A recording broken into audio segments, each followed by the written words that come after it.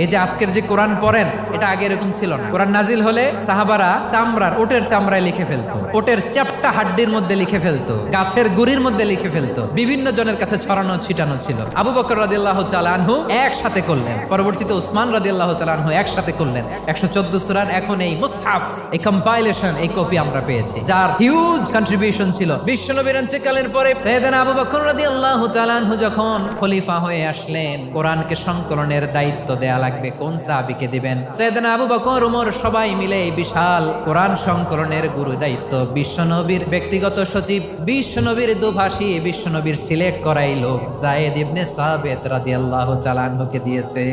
এই পুরো কোরআন কম্পাইলেশনের project manager ছিল যায়েদ বিন সাবিত রাদিয়াল্লাহু তাআলা। দেখেন, এত সাহাবীর মধ্যে থেকে বিশ্বনবীর একাডেমিক প্রজেক্ট যায়েদ বিন সাবিতের মতো তরুণকে নির্বাচিত করেছেন। কেমন ট্যালেন্ট হান্টার ছিল আমার নবী, সুবহানাল্লাহ পড়বেন না?